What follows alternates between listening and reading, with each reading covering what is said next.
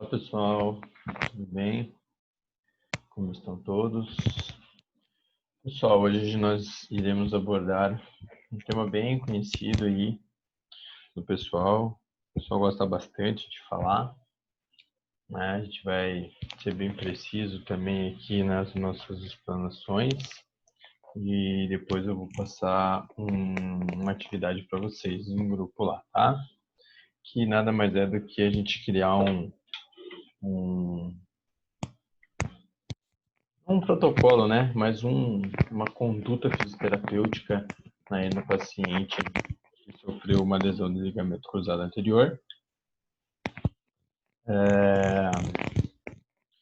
Vai dividir em alguns esportes, atividades de vida diária, e aí vocês vão realizar o estudo para postar para mim quais seriam os exercícios, né, que seriam possíveis e serem passíveis de serem realizados dentro da água, né, para melhora desse paciente, para qual a funcionalidade, qual a objetividade, né?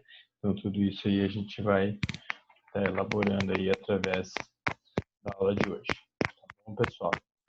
Então, a princípio ali eu queria conceituar para vocês o ligamento cruzado anterior. O ligamento cruzado anterior, ele é um ligamento muito importante na articulação do joelho, né, nossa articulação, né, que é uma de artrose, é composta pelo fêmur, pela tíbia e pela patela, né?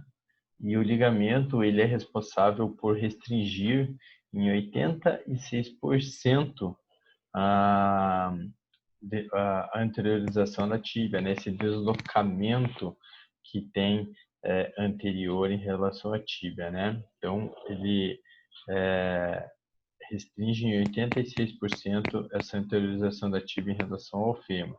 Obviamente, os outros 14% estão totalmente ligados aos outros restritores do movimento, né, que são a cápsulas, ligamentos, os meniscos ali, os outros ligamentos.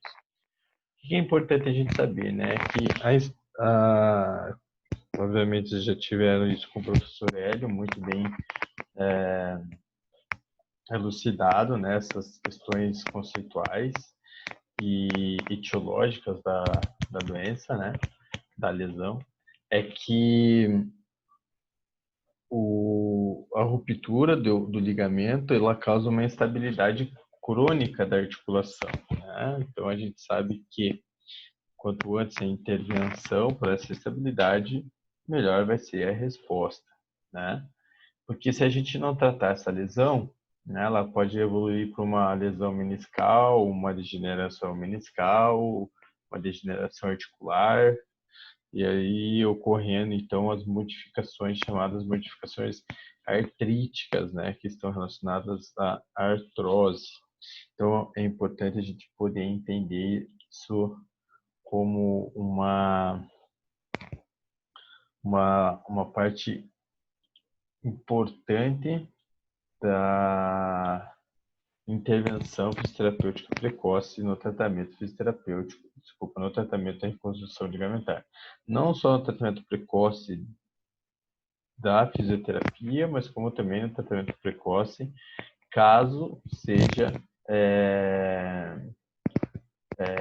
optado pelo tratamento cirúrgico. Né? Hoje, vocês sabem, atletas de alto nível, uma boa musculatura, uma boa estabilidade, a gente faz os testes, né? Se esse paciente conseguir apresentar uma boa estabilidade, a gente consegue manter esse paciente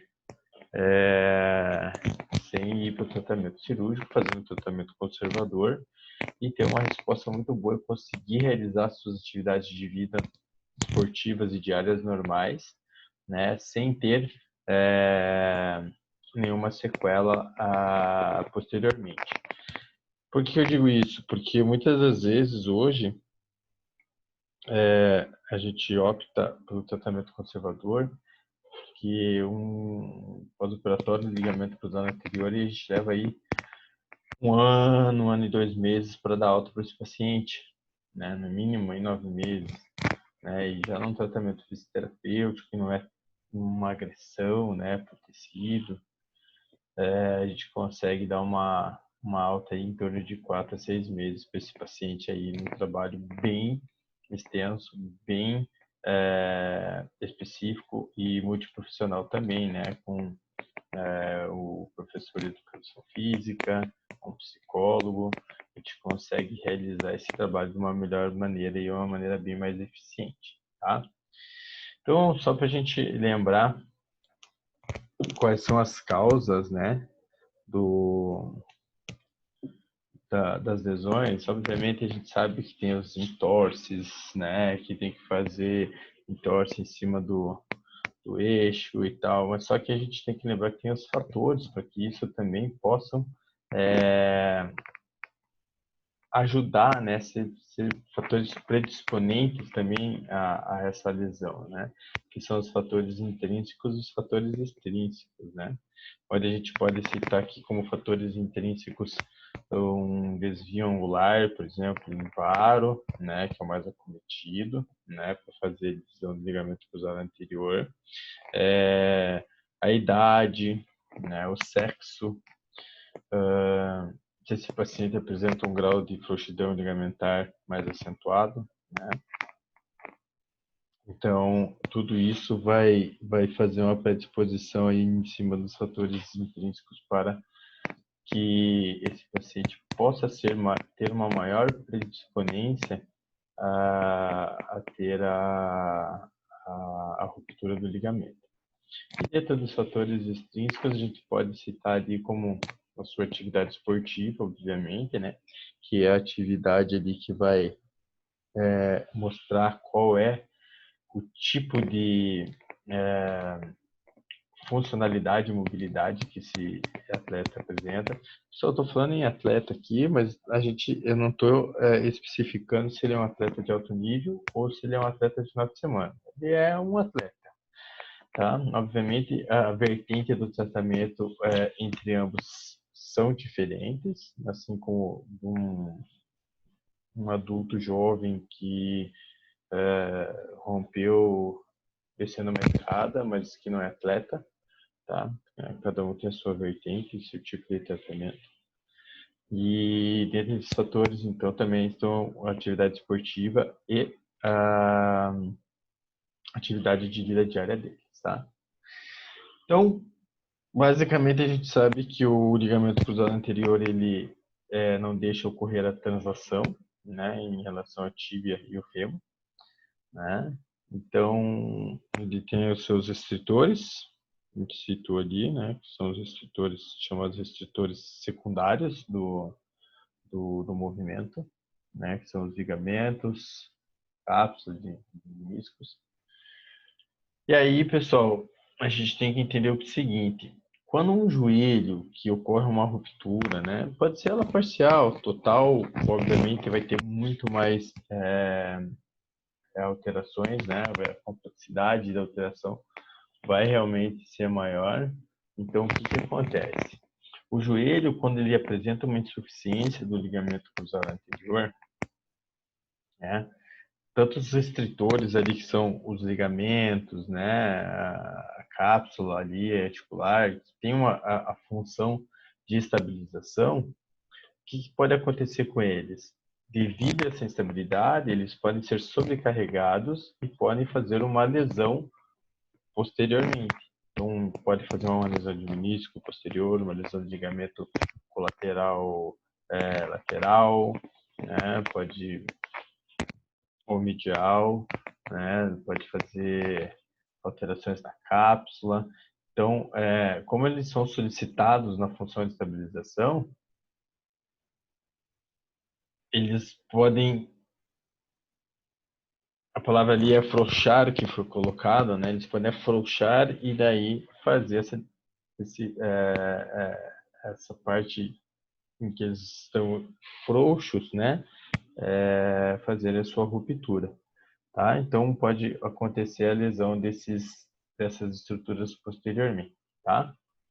Então, tem muitos trabalhos na literatura, eu falei para vocês na aula passada, muitos trabalhos que eles são relacionados ali à hidroxinesioterapia, né, colocando a hidrocinésio e depois a, a cinesioterapia em solo, para ver qual que tem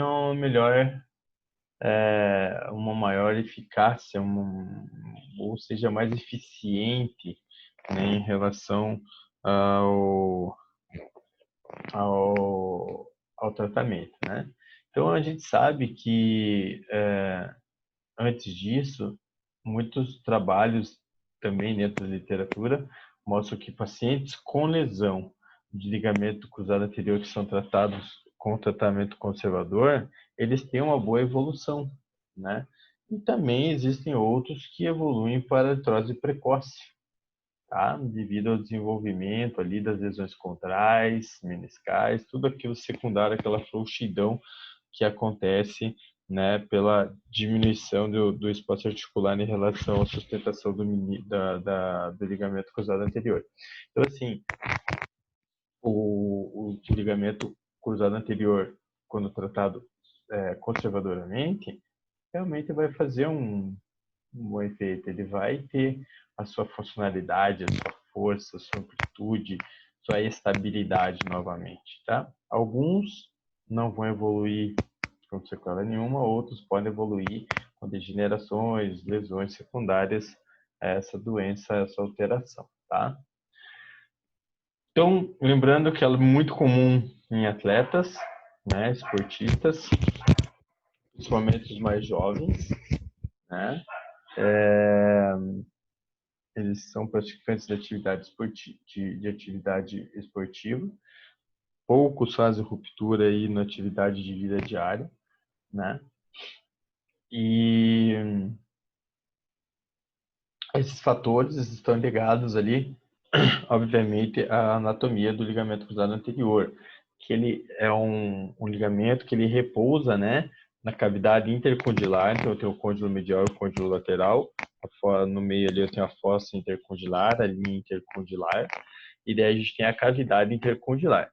Então nessa cavidade intercondilar, ele vem ali, origina-se bem na depressão anterior da eminência tibial da tíbia, perdão, na eminência tibial média, né, que faz com que ele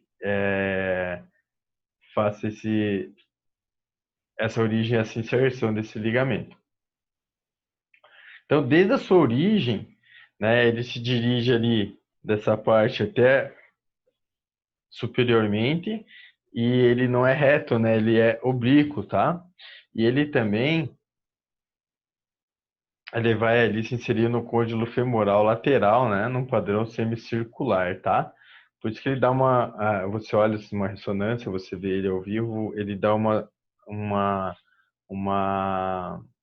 uma configuração, né, que você vê ele retorcido, tá?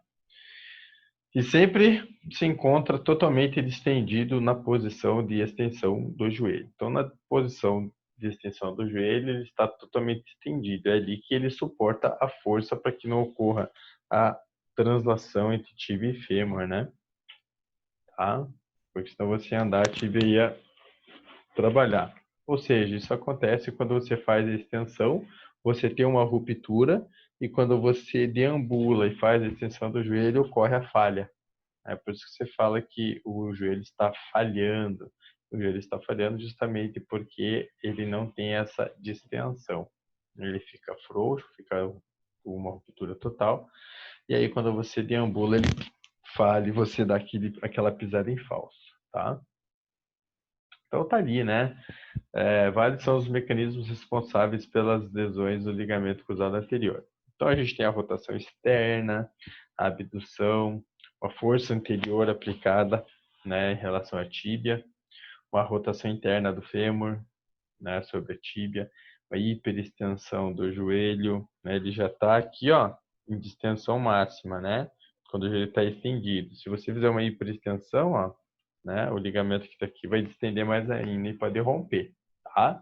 Essas lesões ocorrem mais frequentemente em situações onde ocorre um contato físico direto. Mas pode ocorrer, obviamente, num trauma indireto e pode ocorrer num trauma indireto, correto? Essa lesão, pessoal, então ela está totalmente relacionada ao tipo de esporte que é realizado e também quando esse esporte ele exige mudanças de direção, né? Então você lateraliza demais, né? Você faz muitos movimentos de explosão, arranque, frenagem. Então tudo isso acontece bastante, principalmente quando você nesses movimentos faz a rotação, né? Quando você faz a rotação e você muda a direção, você pode fazer esse entorse aí, tá? E esses movimentos deixam a articulação em maior vulnerabilidade, ocorrendo então a sua a sua lesão, né? Aí, pessoal, a gente entra numa parte, obviamente aqui, uma parte mais concisa, precisa, né, que a gente tem do ligamento cruzado, né? A gente não precisa aprofundar isso com vocês, vocês estudaram bastante o ligamento cruzado anterior. O professor Hélio aprofundou bastante. Ele também deve ter falado muito de cirurgia, eu vou falar só um pouquinho da cirurgia, a gente vai entrar na hidro. Então, o tratamento cirúrgico, ele é indicado, né? Muitas vezes ele pode vir para o tratamento conservador, muitas vezes ele vai ser indicado para o tratamento cirúrgico. Vários fatores irão depender disso: idade, sexo, peso, atividade, recuperação, tempo, se for atleta de alto nível, patrocínio. Nossa, tem N fatores, né? O grau de instabilidade desse joelho. Então, muitas vezes a gente consegue entender que tudo isso vai depender de inúmeros fatores para a gente optar pelo tratamento cirúrgico ou pelo tratamento conservador, né? Hoje eu gosto muito de, de trabalhar no tratamento conservador, tá? Antes e tentar o tratamento conservador do que enfiar o paciente no tratamento cirúrgico e ter que liberar ele 1 ano e 2 meses depois aí. Então eu acho bem importante caracterizar esse paciente, ver o tipo de lesão, qual é o tipo de exercício que ele realiza, da prática esportiva, para depois a gente pensar no tratamento cirúrgico, né? Então, assim, quando indicada a cirurgia da reconstrução do ligamento cruzado anterior, o cirurgião ele vai optar pela melhor escolha do enxerto a ser usada, né? Sua escolha ela vai envolver fatores, como suas propriedades biomecânicas, né? As respostas à cicatrização, como é que está a resposta à cicatrização desse paciente, do enxerto, né? Do tipo de cirurgia, né? A morbidade da área doadora, que é importante também, né? A resistência de sua fixação inicial e a incorporação biológica. A incorporação biológica é extremamente importante, que ela que vai, né, se houver essa incorporação biológica, ela vai ter uma boa fixação posteriormente ao tratamento cirúrgico, tá? Então aqui, nesse pensamento do tratamento cirúrgico, eu tenho ligado alguns fatores ali, como o grau de deslocamento, né, em relação a essa instabilidade que o paciente apresenta, se existem lesões associadas, tanto ligamentares quanto meniscais, qual é o tipo da prática esportiva desse paciente, né? Se nesse paciente, por exemplo, ele salta demais, se ele agacha, se ele pula, se ele lateraliza, se ele explode, se ele roda, né? Tudo isso deve ser levado em consideração para que o cirurgião veja qual é a melhor medida a ser tomada, né, para o tratamento cirúrgico, né? Então, o cirurgião ali, através disso, vai ver qual é o fator decisivo e qual vai optar pela maior segurança, né, desse paciente aqui. Vou falar um pouquinho só do tratamento cirúrgico, dos tipos aqui, né, pessoal? Então, só por nível de curiosidade, ali já em 1917, né, os caras já faziam uma reconstrução interarticular, né, com com relato de reconstrução com face à lata, né? Você imagina lá que eles faziam essa reconstrução, era a precursora da técnica moderna intraarticular, né? Que é utilizado hoje em dia, tá? O objetivo dessa reconstrução intraarticular é substituir o roto, né, do ligamento cruzado anterior por outra estrutura que possua umas características biomecânicas bem semelhantes ou até superiores ao ligamento original, tá? Daí, dentro disso, nós temos os enxertos que são chamados biológicos disponíveis, que eles podem ser de dois tipos: os autólogos e os homólogos. Quais são os autólogos? Os enxertos autólogos são os que têm uma maior popularidade, né, na técnica cirúrgica, que os médicos gostam muito de utilizar, que são ali a parte do terço médio do ligamento do tendão patelar, né, os tendões dos músculos isquiotibiais, você pode pegar lá o semitendíneo, o grácil, né, e tipo, o grácil, desculpa, que ele não faz parte dos isquiotibiais, tá? Mas eu posso pegar o semitendíneo semimembranoso, posso pegar também o grácil, tá? Desculpa. E pode pegar o tendão quadricipital também, né? O ligamento patelar. Hoje a gente usa ali os tendões flexores, quadricipital e tal, né? E os homólogos, que são os obtidos de cadáveres humanos, né? Eles não são muito utilizados. O custo é muito elevado e a disponibilidade deles são poucas, então não são muito utilizados, mas é uma boa alternativa, tá? Talvez, acho que é melhor em relação aos enxertos, tá?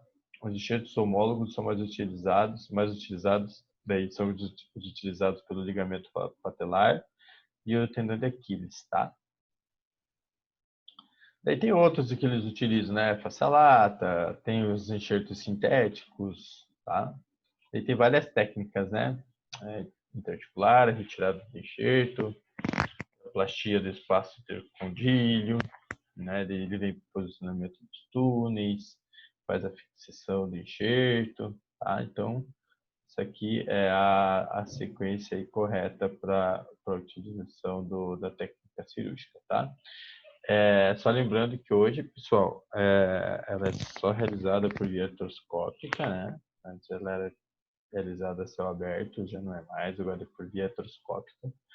E tudo vai depender do que eu falei para vocês aí, ó, em relação ao tipo de enxerto, qual vai ser o enxerto, idade, sexo, atividade esportiva, atividade de vida diária, né? Tudo que envolve a melhor recuperação desse paciente em relação ao melhor tipo de enxerto para esse paciente, tá? Uma parte que eu queria desenrolar aqui muito com vocês, né? A gente tem alguns, se eu procurar, a gente tem vários protocolos de hidroterapia para pacientes com LCA, né? Mas se for procurar, principalmente na cinesioterapia, a gente tem uma gama enorme, né, disso. Mas assim, não foge muito da hidroterapia a condição em que a gente estabelece para que esse paciente possa apresentar aquele quadro clínico que nós estamos esperando no pós-cirúrgico. Então, assim, na primeira semana a gente tem que estar já com controle do edema desse paciente, a gente tem que estar com controle da dor, né? O derrame articular tem que estar controlado, né? Ele vai ter que ter uma ativação já do quadríceps que estava inibido, e ele já vai ter que ter uma amplitude de movimento maior que 90 graus aí, no mínimo 90 graus, tá? Isso tudo a gente consegue através ali por exemplo, no solo com uma crioterapia, mobilizando e tal. Só que na água a gente também consegue fazer isso, né? A gente consegue dentro da água fazer os exercícios de amplitude de movimento, que é extremamente importante. O paciente pode estar deitado, né, flutuando, a gente está trabalhando a flexo-extensão com esse paciente, um macarrão num lado, né, um flutuador de um lado, né, o paciente na nossa posição em que a gente realiza a flutuação desse paciente, mobilizando a patela, fazendo flexão ativa, passiva, né, ativa assistida em extensão, flexão de joelho, né? Plano de dorsiflexão é extremamente importante. A gente consegue mobilizar a patela. Obviamente, tudo dentro da água a gente já vai citar o porquê, né? E daí aquela sequência de segunda semana, terceira semana, primeiro mês, né? E assim por diante, tá, pessoal? Não foge a regra tudo isso em cima da hidroterapia, tá? Por quê? Porque dentro da hidro, o principal objetivo quando a gente trabalha com reconstrução de ligamento é a restauração da estabilidade do joelho. A gente tem que estabilizar esse joelho, né? Não adianta o cirurgião fazer uma bela de uma cirurgia e a gente fazer uma reabilitação em que a gente possa distender esse ligamento, né? Forçar demais, fazer com que esse ligamento fique muito frouxo, né? A gente tem que manter essa parte para manter ele estável, né? O erro de muito fisioterapeuta numa reabilitação de ligamento cruzado anterior é forçar demais, não respeitando o limite, o período de cicatrização, né, do ligamento, do enxerto, e aí você vai distendendo isso, e quando o paciente retorna e faz uma reconsulta com uma ressonância magnética, volta no médico, o médico faz a gaveta, ele já vê que tem uma translação em relação à tíbia. Pode ser que você tenha feito algo errado, então tem que tomar cuidado para que isso não aconteça, tá? Porque a gente tem que sempre restaurar essa estabilidade. Quando a gente restaura a estabilidade, a gente tem com certeza a proteção do menisco, a proteção da superfície articular, condral, né? Para que ele possa retornar às suas atividades o mais precoce possível e caso ele tenha alguma complicação, a gente consiga identificar e também a gente, caso possa ter, a gente consiga prevenir essas complicações aí, tá bom? Então, a hidro, ela é um método extremamente importante, né, na reabilitação dessas lesões, né, dos membros inferiores, principalmente aí do ligamento, né? Porque ele possibilita, principalmente quando a gente coloca esse paciente na água, a diminuição do peso corporal, né, dessa sustentação de peso, né. A gente consegue controlar o edema, a gente consegue trabalhar com ele sempre uma resistência constante dentro da água, né. Através do ciclo lá da dor espasmo, a gente consegue melhorar isso pelo calor provocado, né, com a melhora do fluxo sanguíneo, né, do sistema circulatório, levando maior nutrição para esse local, então ele vai diminuir a dor, vai diminuir o espasmo, então ele vai, consequentemente, melhorar a mobilidade articular desse paciente, né? E a gente consegue, então, fazer antecipadamente em relação, às vezes, à cinesioterapia solo, a antecipação da mobilidade ativa desse paciente. Então, ativamente ele consegue dentro da água realizar uma flexo-extensão, uma maior amplitude de movimento do que ele iria conseguir na cinesioterapia no solo, tá? E também ter um melhor desempenho neuromuscular. Esse desempenho neuromuscular é um input sensorial que a gente consegue mandar na junção neuromuscular para ter a ativação desse músculo aí, né? Nesse caso, a ativação do músculo do quadríceps, né? Então, principalmente isso, pessoal, a gente pensando na fase inicial de reabilitação, do programa de reabilitação desse paciente. Por quê? Porque a gente não vai ficar com esse paciente forever lá na água, 1 ano, 2 anos, 1 ano e 2 meses, né?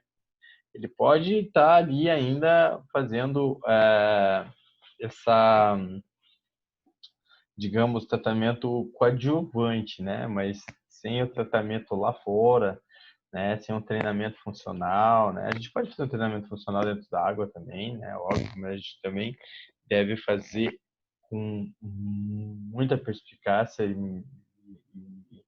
e conhecimento, o treinamento funcional desse paciente no solo, tá? Então, a gente tem que só entender que isso aqui é uma fase inicial que a gente trabalha com esse paciente, tá?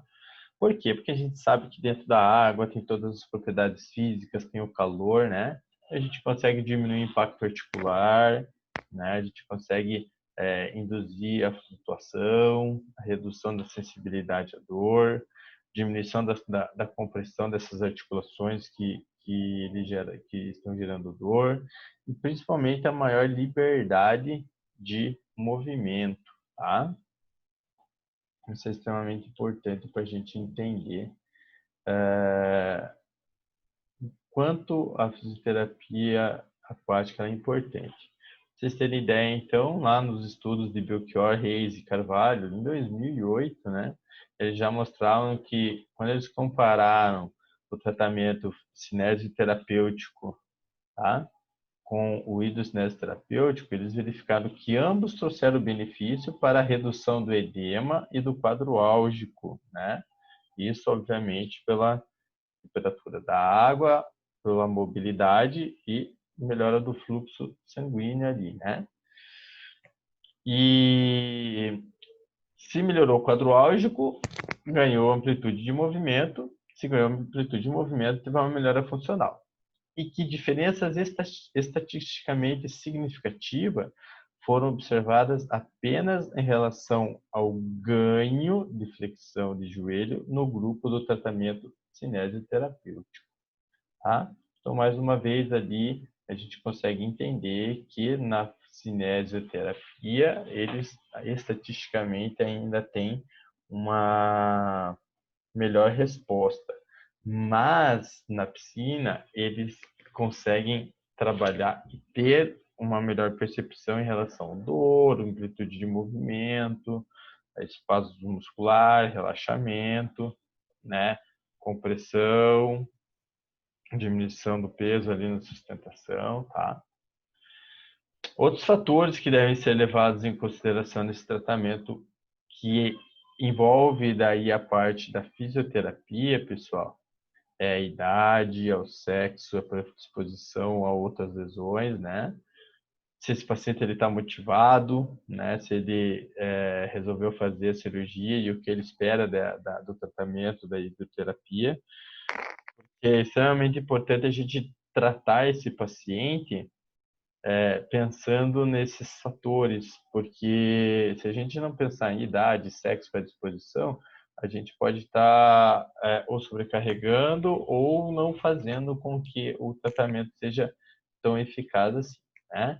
Por isso que é importante a gente avaliar ele de uma maneira extremamente minuciosa, no pós-operatório, né? E lembrar que cada paciente ele deve ser tratado de acordo com a funcionalidade que nós, fisioterapeutas, esperamos que ele tenha o resultado. Às vezes eu tenho que adaptar esse paciente e às vezes eu tenho que melhorar no, o que ele apresentava na pré-lesão, né? Então, assim, para a gente obter esse resultado esperado, eu preciso avaliar ele da melhor maneira e ver o que ele quer, o que ele necessita, o que ele precisa para voltar. Você não vai tratar um paciente que fez lesão de ligamento cruzado anterior e ele chutava com a direita e, ó, agora você não vai mais chutar com a direita, você vai chutar com a esquerda. Não, você vai ter que fazer esse paciente voltar a fazer o que ele fazia de melhor, que era chutar com a perna direita da melhor maneira, com a mesma força, ou até mais forte, com uma melhor eficiência no chute, né? Então, no arranque, na explosão, na pliometria, no salto. Então, a gente tem que trazer isso aí e entender que cada paciente deve ser tratado de acordo com a sua funcionalidade, tá? Você não vai querer passar disso porque você pode duas coisas, ou gerar uma lesão ou fazer com que o tratamento para ele não seja eficiente. O grande problema disso é você gerar uma nova lesão, fazer uma nova ruptura. Tem que tomar cuidado com o tratamento que você vai fazer com esse paciente, tá? Então, assim, ó, o tratamento dentro da hidro, ele é eficaz, ele leva o paciente a ter um retorno mais precoce, né? Às atividades desportivas, não ainda de alto nível, porque ele ainda vai fazer o tratamento cinesioterapêutico no solo, né? Só que a gente consegue melhorar a marcha dentro da piscina, né? Esse paciente, ele melhorando a marcha dentro da piscina, ele melhora a marcha lá fora, né? Ele vai ter um melhor relaxamento muscular, propriocepção, porque o ligamento cruzado anterior ele está totalmente ligado à propriocepção ali do joelho em todos os movimentos, né? Na parte do alongamento muscular, na parte da amplitude de movimento, flexibilidade, diminuição da dor, o edema. E também aí entra tudo aquilo que a gente falou, tudo lá das propriedades da água em relação também aos sistemas, né? Melhora o sistema circulatório, melhora o sistema respiratório, melhora o sistema cardiopulmonar. Então, a gente tem essa possibilidade de melhorar isso, né, eficientemente em cima da hidroterapia, tá, pessoal? O que eu queria que vocês entendessem é que quanto mais precoce esse paciente tiver a oportunidade de cair na piscina, de ir para a piscina após o tratamento fisioterapêutico, né? Quanto mais precoce, importantíssimo é essa intervenção, né? Para se enquadrar nesse tipo de reabilitação, porque ele vai ter um melhor resultado, sempre, tá? Isso é extremamente importante, né? A gente entender sempre que seja o mais precoce possível, tá?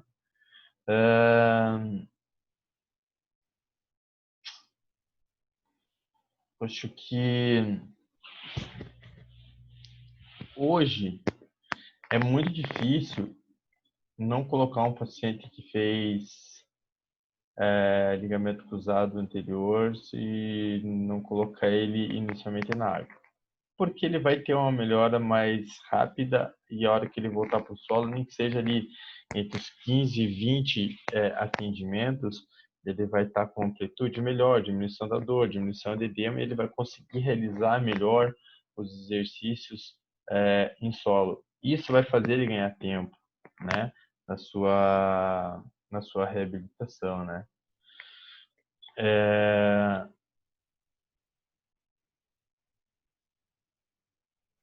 Coisa importante aqui, pessoal, de trabalhar força, né? Isso, falei bastante aqui para vocês, tem que trabalhar força.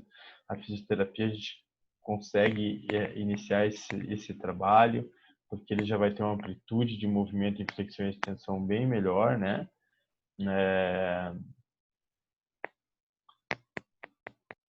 E até o final aí do segundo mês, aí, que dá uns 18, 20 atendimentos, né? Ele consegue ter isso, né? Uma boa relação agonista-antagonista, uma boa relação ali em relação à parte importante flexora e extensora, né, do joelho, que tem menor importante, quanto melhor estiver, menor vai ser a suscetibilidade à lesão, tá? E principalmente porque a gente consegue fazer uma descarga de peso mais precoce, com a mobilização correta e a marcha correta dentro da piscina. Aí, pessoal, entra a nossa perspicácia em relação ao tratamento. Já que a gente sabe que tem o benefício do ganho de amplitude de movimento. A gente consegue manter o trofismo muscular. A gente consegue melhorar a relação agonista-antagonista que eu falei ali agora, né? A gente só não consegue trabalhar a força muscular desse paciente e trazer no nível que ele estava antes. Isso vai ser só lá fora. Esse é o ponto negativo que a gente tem em relação a hidro, tá? Mas a gente consegue justificar isso através de que não tem a gravidade, não tem a resistência correta, né?